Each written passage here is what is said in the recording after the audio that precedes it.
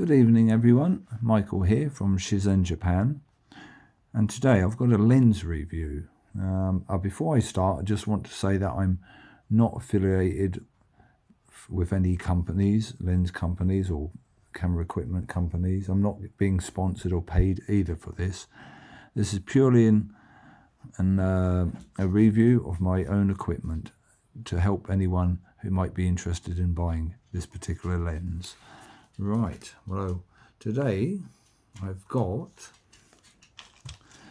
this Sigma. It's 150, 600mm, contemporary. This is the contemporary version, contemporary lens.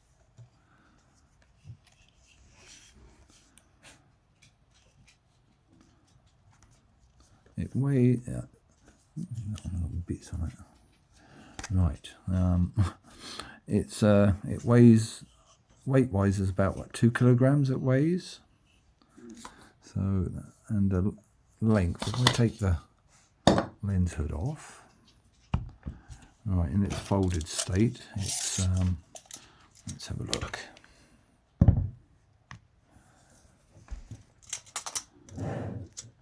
It's 29 centimeters.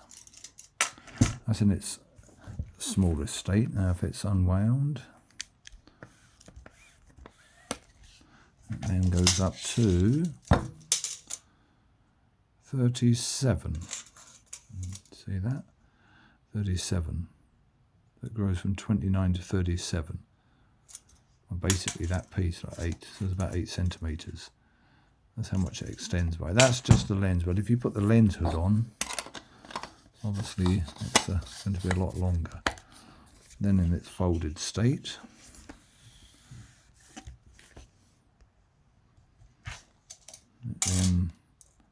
it's 35. 35. Then in its extended state, it's right up to 43. So it's pretty long when it's fully extended. Anyway, that's the lens dimensions. Like I say, it weighs about 2 kilograms. Right, I'll show you a few bits about it. You've got a lock here, this lock switch, which you can actually lock, not just at the zero, at the shortest, but you can lock it at every interval. See, that will lock there. You can lock it at each point. You can actually just twist it and that will unlock anyway. Although I don't really do that, but you can lock it. It's locked. You can lock it at each one. There you go. And if you just twist this, that will unlock if you want it. Although I don't really do that. I'm not sure if that's good to do or not. Although apparently you can do that. Right. It has the focus mode. You've got your autofocus, manual focus modes, and then here you've got your three focal lengths. So you've got 2.8 to 10 meters, and then you've got 10 meters to infinity, and then you've got your full. And basically what that means is if you put it on 2.8 to 10, it's going to focus in that range of 2.8 to 10 meters. If you try to focus beyond 10 meters, it's not going to focus.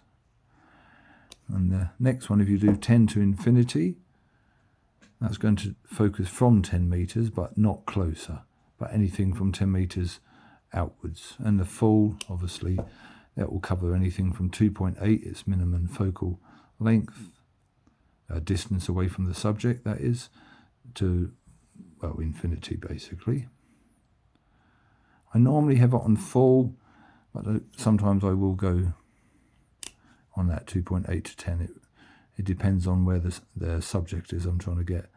The advantage if you do 2.8 to 10, it allows you to focus quicker with things that are, with subjects that are within that range. Whereas if you're on full, the lens may hunt and try to focus on things further out unnecessary. So this can make it quicker to focus and pick up things, especially birds, things that are moving quickly. So depending on where you are. And likewise, if you have 10 meters to infinity, everything you're going to focus on is sort of at least sort of 10 meters or more away, well, you can just do that one, use it on that setting. So anyway, that's what that's for.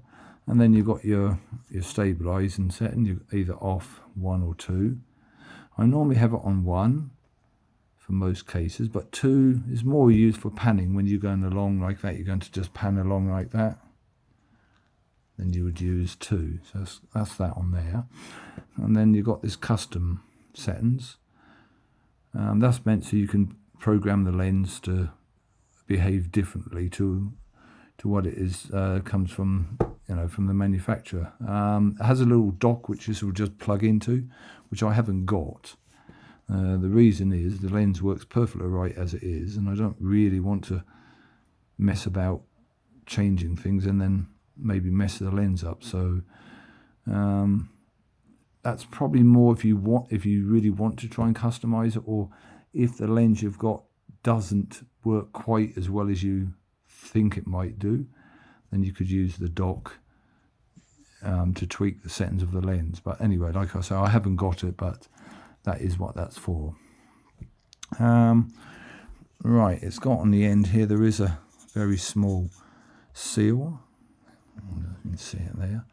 This bit here, there's a little rubber seal around the edge. That's a weather seal.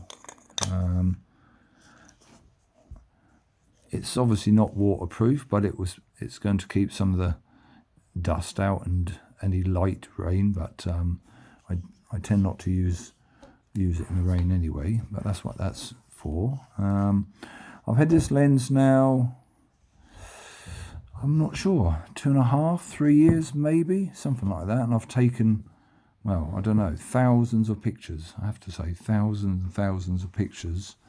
And I'm really happy with it. It takes really good pictures. I've got some really cracking shots. In fact, if you look at my website, shizenjapan.com, the link is in the description. Click on there, and you can, although there's lots of small photos to look at, there's also some full-size photos as well you can click on. If you look at the link on the website, then you can see just how clear photos you can get with this. So yeah, so far I've been very impressed with the lens. It takes great pictures. It seems to focus very quickly, but I have to say it does depend on the camera. I think I have 2 cameras. One is a bit a slower one, and you do notice the difference with a slower camera. It doesn't pick up the subject as well as with my other camera, which is a lot faster. So that's something to bear in mind. How quickly it will lock onto a subject is not just always the lens. It can be the lens and camera combination. But with my Nikon D7500, it works very well. I also have a Nikon D5300, and while that will take very good pictures of still subjects, if they're moving quickly, it doesn't always lock on as well. So that's something to bear in mind, not maybe with just this lens, but any lens. While both cameras will give good results with this lens, the D7500 is definitely better for moving subjects because it will lock on so much quicker with this lens. But as the lens goes, it's been very reliable. Like I say, I've had it 2.5, maybe 3 years. I've taken, well, tens of thousands of pictures actually, literally tens of thousands of photos with it, and it's been really good so far. I hope it will last many more years. It seems quite durable. I even dropped it once actually, by accident. I dropped it and that went down onto here. Luckily I had this on. I must have dropped it about, I don't know, from 1 meter high. I was onto sort of gravelly dirt ground, but it didn't seem to hurt the lens, and I've been using it ever since, so it seems to be quite durable. it's obviously not, like I say, it's not waterproof. I think it's just slightly weatherproof, but that's where there's a sports version of this, which I think is supposed to be more better weatherproofing than this one, but it is heavier. Image quality, I don't know. I've never used the sports version, but from what I've read and heard about it, there's not much difference, if any, with the quality, image quality. So, but the price is a lot more. So, well, I suppose I'll leave it to you to judge whether you want to spend a lot more money for the sports version or not. But anyway, yeah, as far as that goes, that's all right. By the way, it also comes, this Sigma lens also comes with this lovely bag. That's all padded inside there. But you have to take the hood off. That comes with a hood as well. That comes with it actually. And you put that in there like that. That will sit in there, and that you can see there. And then you've got the lid here, which actually has a recess. And that will just clip on there like that. So that's quite nice. But yeah, I always use it with a. I've also got a filter on there on the end here. I've got this filter. That one. That's 90. I think it's 95. Where is it? Yeah. That's a 90. That lens 95. That's a 95 mil. So you'll need a 95 mil filter. It's quite expensive, the filter, but it's well worth having to protect it. And I always use it with this anyway. And it also comes with this bracket, the tripod mount. So if ever you get this type of lens, you always, if you're going to use a tripod or you're going to use it for carrying strap, you always want to mount the lens onto the tripod, not the camera. Otherwise, you're likely to snap the joint between the camera and lens. So, but yeah, it comes with this, and you can just undo it here, and you can turn. If you undo that, it's tight. I haven't undone it, and you can just turn it like that, and you can turn it around. You can have it the opposite way if you want, like that, to carry it. Some people do like that. I have it set here. Has a line, so you can line it up. You can line it up like that and get it exactly right. Just do it up tight like that. That's it, done. But if you don't want this on, you can take this off, and it has like a rubber mount that goes over there to cover this up to make it look nice and neat. But quite honestly, you want to have it on. It just makes it easy to carry. You can use it like that as a handle. I carry it like that. I just carry it like that, 2 fingers. So it's handy anyway to have it. So yeah, that's about it really. Like I said, I've had it about 2.5, 3 years. It's been very reliable. I've taken some really fantastic photos with it. I use it mostly as a wildlife lens, but I do use it sometimes for landscape as well, because we have a lot of mountains around here, and I sometimes do like to zoom in on part of the mountain and take a picture just sort of part of the tip of a mountain or something. So it can definitely be used for landscape if you've got wide open spaces, or you want to bring in the background nice and close. You just want to separate just a piece out, so it can be used for that as well. But primarily this is more for wildlife, sports, could be racing car, watching football match or whatever, that sort of thing. It's very good for that. And so I use it with Nikon D7500, and I find that setup is absolutely perfect for what I want it for, which is mostly wildlife. I can't really see any disadvantages or weak points about it, except maybe the weight. it is quite heavy. It's quite bulky to carry around, and you do need quite a big bag to carry it around.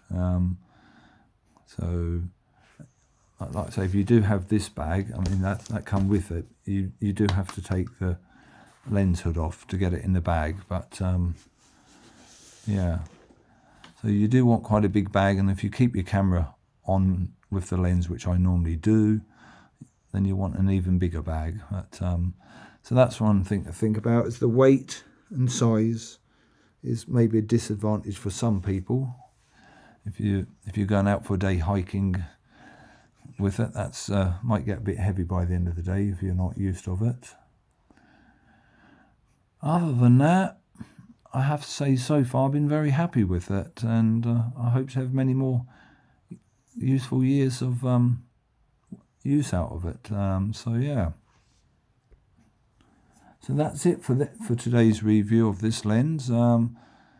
Thank you very much for watching, and I shall be reviewing my Sigma 17 to 70mm lens next time. Probably that video will be out either end of this coming week or next week, in about a week's time anyway. So anyway, thank you very much for watching, and if you enjoyed this, please do like the video, and if you haven't already done so, please subscribe. That would help me out a lot. Thank you very much for watching, and I'll see you again soon. Goodbye.